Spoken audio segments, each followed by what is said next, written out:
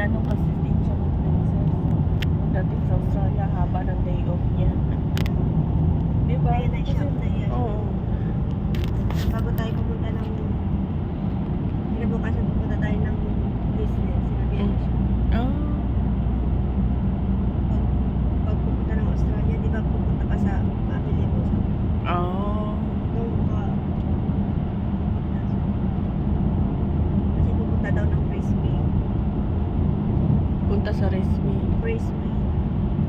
Ngayon, saan tayo pupunta? Hindi ko alam. Sa Nung Australia nga. Kaya nga, may dadaanan pa daw 3 days eh. Sabi ni Peli. Sa Brisbane ba yun? Ano yun? Brisbane. So, hindi pa tayo pupunta doon sa ano? Oh, hindi pa daw diretso doon. Naku, ano ba yun? Daming wala. Kailangan na maglaba. Kaya nga. Daming labahin ni Peli. Naiiyak.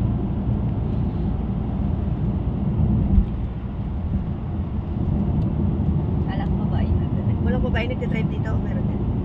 Meron din yan. Open naman kasi lahat to dito. Pero sa mga ganito, lalaki talaga. Sa atin nga pala. Maganda yung mga tulay. Mm-mm. Ano te? Mm-mm. Sa atin. Sa Dubai nga may babae eh. Pero ano lang talaga. Africa. Sa airport lang karamihan. Hindi, may Pilipina. Pilipina din. May na-try din Matagal ako na rin daw siya. sa Mall of Emirates. African man yun.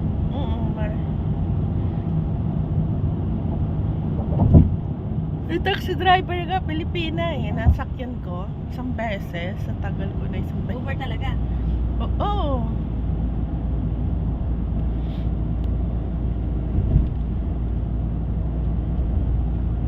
Matagal na daw siya. 6 years na daw nga daw siya nagda-drive. Hindi lang daw siya pag may kota-kota daw kasi pag nakuha na niyang kota, pwede na magpahinga. Sabi pa niya. Kasi ganun lang din siguro ang Oo. sahod. Oo. Bakit kung padadamihan? Dapat Kaya nga, pag makakota na siya, pahinga na daw siya. Ganon daw ang mga babae karamihan nagda-drive. Pag kinukuha lang kumuha siya ng kota. sarili niyang sasakyan. Nakatrap ka tapos sa taxi. Oo. Doon siya sa ano niya. Sasakyan niya isa. Private.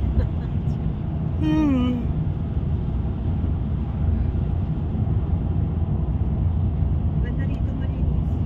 Oo. Sa Pilipinas lang ang dugyot, no? Ah. Paano? Ito malinis. Wala yung kalat. Pilipinas lang, no, te. Kalat dito, kalat doon. Nasa tao na rin. siguro. Maano sila sa